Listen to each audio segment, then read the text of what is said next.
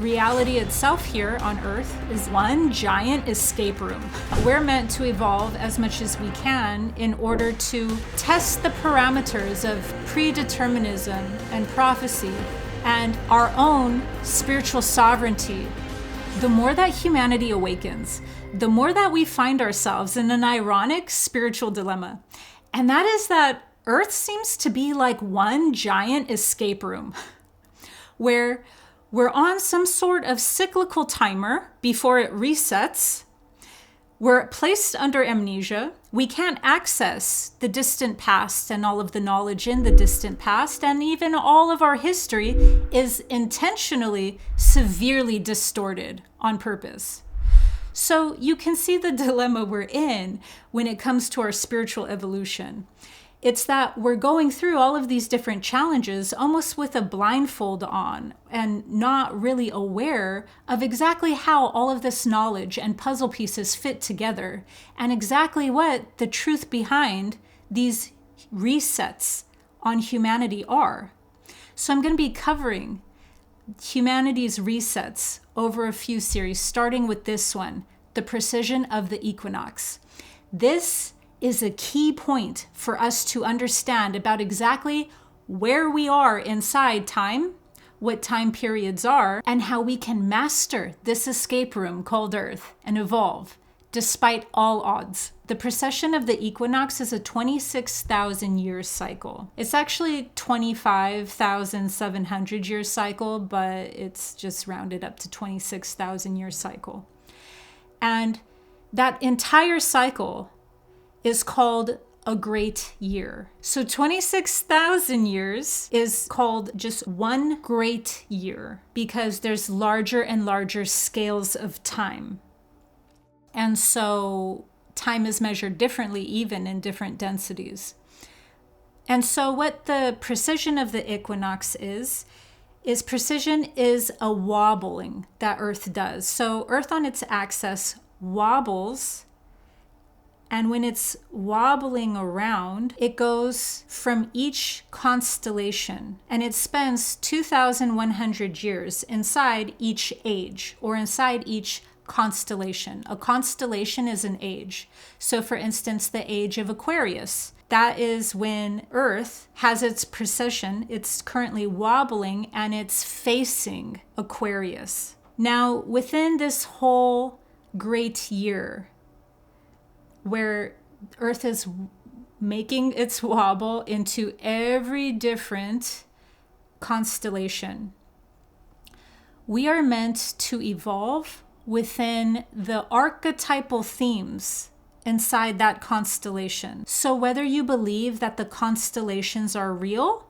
and that we are literally connecting with those constellations in order to have those influences on Earth, or you believe what I believe, which is that they're more the esoteric realms that are symbolized through the power of those constellations and our connection to them. Regardless, when we're inside a specific age, you will see those themes of those age, because that's the thing that is most relevant to our growth. That's the things that are most relevant to wherever part of human consciousness is inside that stage of development.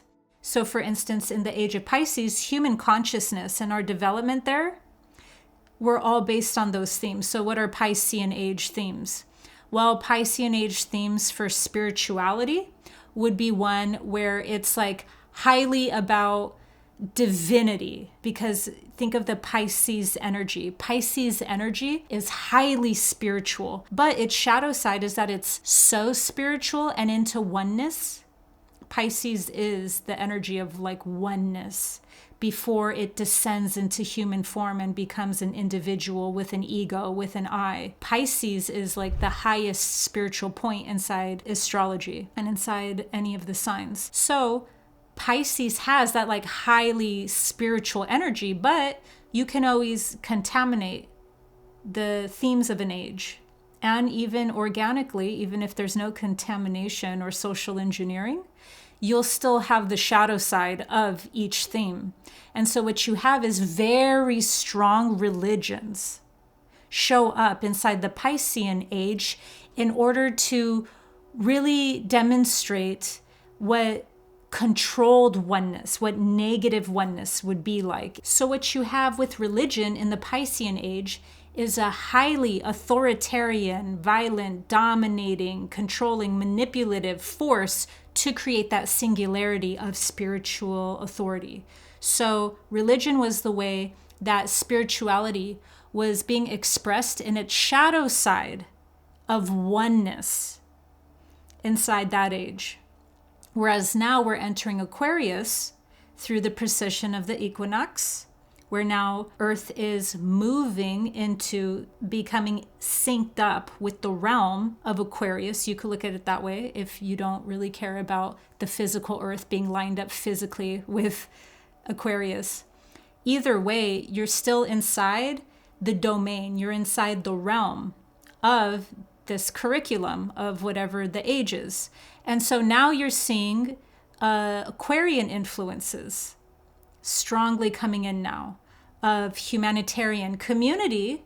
Aquarian is very strong on community, but at the same time, there's this like highly eclectic energy with Aquarian energy, where it's pro-humanity at the same time being highly individualistic. And so what you see now is spiritual sovereignty becomes highly important, because we know from the Piscean ages lessons that there's a shadow side to oneness. There's a shadow side to dominance of spiritual knowledge and spiritual connection, where you can actually become a middleman that distorts the true knowledge of spirituality in order for that control to be maintained and those institutions and establishments to maintain their power over people.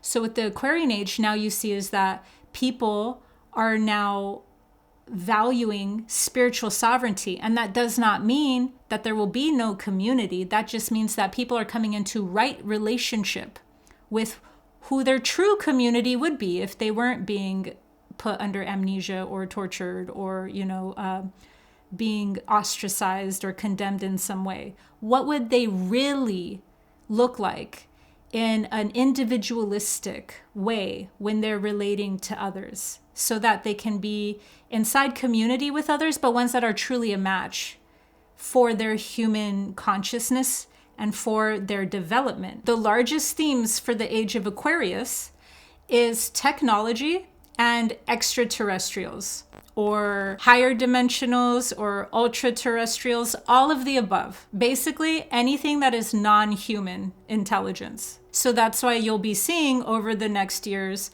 a bunch of ultra, extra, higher dimensional things, because it's literally a part of the Age of Aquarius. But also technology, as we already know as well. So you see that all of these different ages have these different strong themes that we engage with and even act like gatekeepers inside that age specifically. Whereas like moving through those themes become an initiation into the next age. And whether or not this is an organic cycle or a synthetic one, we will get to in another video. But I'm just setting this concept up for you guys. And so when the precession of the equinox is going around its wobble, one of the main questions we must ask is, okay, but what's making the Earth axis wobble into all these different constellations? Well, there's a few different things that experts say for that. One theory that I've heard recently from an expert is that actually the sun has a binary system. So the sun has a counterpart sun. And what you'll actually see is that this is not that far-fetched. All sun systems have either a binary system for sure, or even a trinary system. So it's actually out of the normal. It's actually way more irregular that a sun is just the only sun of a solar system, or of a system, put it that way.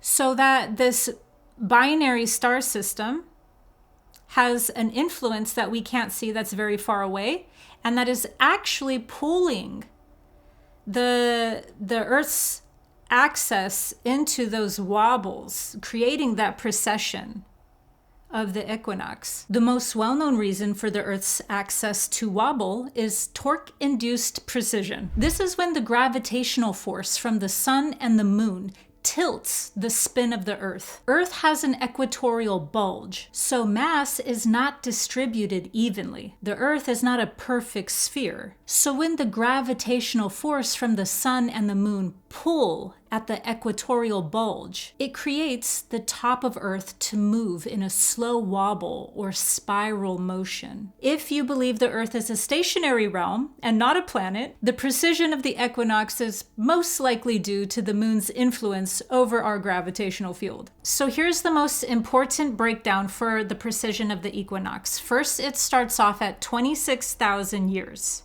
That's one great year, and that is one complete full cycle of the Earth into every constellation, going through every age and making its way all the way around its rotation. So 360-degree orbit back again throughout all of the constellations, and then back again equals one great year, and that takes 26,000 years. The next important breakdown of the ages from there is that every 2,100 years is an age, meaning that's one zodiac sign. That's how long the Earth stays tilted facing that age.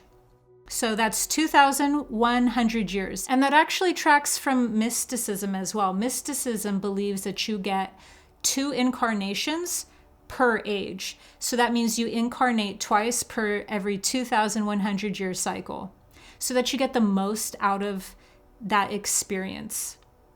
And you get to see different sides and perspectives and different ways of interpreting that age. So you have 26,000 years, which is a great year. Then you have every 2,100 years, the Earth will switch where it faces, and it will switch into facing, therefore connecting with the realm of that constellation. Now, the third important breakdown in this precession of the equinox happens at the 13,000 year mark. So every 13,000 years, as far back as the experts can trace, there has been consistently, every 13,000 years, very long and devastating cataclysmic events. That happens almost like it's on a clock. And so at that 13,000 year cycle, within the grand year of the 26,000 year cycle, you'll see a complete wiping out of all of the knowledge and advancements of that prior civilization, to the point now where now we're seeing that past ages became very aware that this is going to happen and started preserving so much knowledge, as much as they could, to warn the next civilizations. So we're not even the first civilization that has become aware of this cycle and its devastating effects and the importance of preserving knowledge so that other ages and civilizations will be aware of it. We're not the first. The civilizations before us have done such a great job preserving the knowledge and intentionally trying to transmit it to this current civilization we're in, so that we can pick up as best as we can where they left off. And so that begs the question, like, will we start over from scratch, from whatever cycles we're in, not even just from Cataclysm? Why is it that we see a continual kind of like coming back around into certain time periods again and again? What does that mean at an ontological level? Well, that can mean many different things depending on what you truly believe reality is. What this could mean at an ontological level could mean that reality itself here on Earth is an escape room, and that we're meant to evolve as much as we can in order to test the parameters of predeterminism and prophecy and our own spiritual sovereignty, and see if we can rise our spiritual sovereignty above the things that look so destined, the same way, the same exact way that Carl Jung had said that until you make the unconscious conscious, it will rule your life, but you will call it fate. You see? So that's where the escape room idea can come into play about what exactly is taking place. Others can view it, and they would be correct so to view it through a way of like, why are things intentionally being wiped out? This is highly sus. And even the cycles of time that we experience here being so cyclical in this way, where it reaches humanity and civilizations reach a point of advancement and evolution until they get reset, which I will cover in another video. But these are great questions to ask. Whether this is organic cycles that we evolve through because we're meant to evolve out of it. We're meant to take those spiritual initiations, advance ourselves out of this realm, and maybe Earth is always meant to just be doing this dance. The same way, would you go into a first grade room and tell the teachers there, no, you're teaching the wrong curriculum. You are supposed to be teaching 5th grade, not 1st grade. No, what you would do is have the people themselves grow and advance into the next class and the next grade and the next grade and the next grade. You wouldn't tell that grade that they're wrong for being so ill advanced. So these are all just different spectrums to consider. And I'm not really invested yet in like making you believe what I believe. Instead, I think the most responsible thing to do is to have as many as possible valid perspectives, not just anything, but valid perspectives come to the table first, because that's how a person will truly grow. Anything else will just become dogma. You can't grow based off of dogma. You're being told something. So right now, I encourage you to explore what these cycles are doing. Let's get as much knowledge on the table as possible so that we can really have a full look at this and connect with it as deep as we can. So that brings me to the next part of this cyclical breakdown. So at 26,000 years, you have the Great Year. That is one full rotation of the Earth around its axis. Then each age that it's pointing towards and connecting with happens at 2,100 years.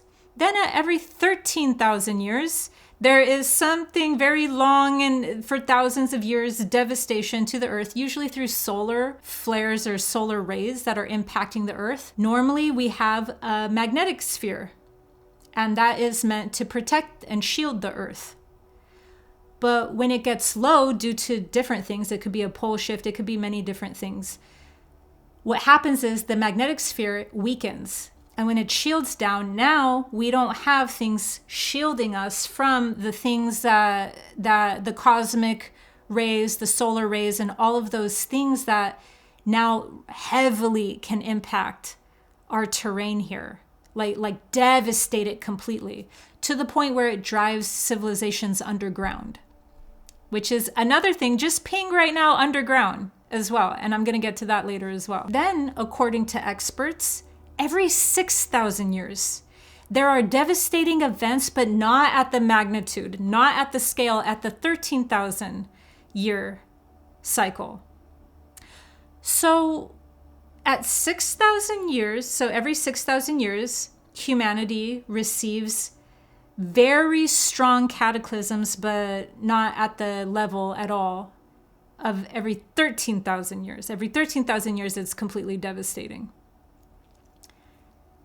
Within this precision of the equinox. Now, it would make sense, I'm going to play devil's advocate here. It would make sense if we're in an organic experience that Earth and all of its ecosystem, shall we say, higher dimensions is also a part of Earth's ecosystem. It's all like a chain. It's all called a symphony, really, but I won't get into that. But in alchemy, we call it a symphony. And that just means like a fractal chain that scales up higher and larger. So it would make sense that like we're on some sort of time, you know, that rotates and it goes through these different cycles. And that's what mysticism teaches. Mysticism, actually, any branch of mysticism has well documented time. And not only that, teaches their own version of these cycles. And that usually they go in rounds of 7. That's a major red flag, but I don't want to get off topic. The point is that cycles in and of themselves repeat. They repeat, and even if they don't repeat exactly, cycles could be in a spiral fashion where they repeat, but they'll repeat on a higher level, a little higher, or they can repeat at a very high level. It just kind of like depends on human consciousness and how much human consciousness has really grown. Why this is all important is because there's a direct assignment inside this age specifically. Beyond it being the Age of Aquarius, it's not really about that. This assignment isn't to do with any constellations. It's more so to do with the great year. It's kind of like, did you learn all of this and then come to this higher curriculum that we're meant to learn about the great year itself? And what that is that human consciousness is meant to go into universal consciousness. That's its assignment. If it doesn't, it will repeat, it will loop. That's one thing. The second thing that we're meant to learn inside this curriculum is that when humanity does not go into universal consciousness, it has fallen for the low-hanging fruit. This is all of the rage bait division that makes people hate each other and fall into judgment consciousness. That is fear-based deliberations. You cannot actually think when you are just projecting judgments, fear, biased, and dogma. And all of those things. I don't just mean dogma in a spiritual or religious way. It's a way of being. Dogma is a rigidness that's fixed. It's a very fixed energy that's definitely from calcification. So you could tell a calcified person's being, not just their pineal gland, but their whole being calcified through the rigidness of something versus having universal consciousness. Universal consciousness does not mean that you love everything and you let everything just be love and light. That's not what universal consciousness is. That's almost like a caricature. That would be like mocking true universal consciousness. When we don't understand a concept, let's say if we're in heavy judgment, we'll mock a higher concept simply because we can't actually connect with it. It doesn't mean anything to us yet. So we turn it into a caricature. The branch of mysticism that I come from, the fourth way, knew this fact very well, that if a being does not consciously evolve, then not only do they repeat a cycle, but they're no better than a food source. Food for the moon. So this concept of going from a lower consciousness state into a higher consciousness state and then expanding or awakening into universal consciousness is not only what one could say is like the point of this great year. It would be what gives a person true freedom. Freedom to exit the matrix, or freedom to evolve, freedom to experience a higher consciousness version of Earth. Whatever your end game is personally, it would give you that freedom to do so, to experience that. And the second thing, and the final thing I will leave you with, is we are consistently told that humans are disobedient, that we're so bad, that we're so evil, that we're so defiant, to justify always having some form of cataclysm and some one way or another of there being forces that control our fate here. What if those were abusive stories told to humanity to justify something larger? I hope this has helped give you some clues for your escape room. Make sure to subscribe to my channel for higher dimensional guidance through spiritual awakening. See you next time.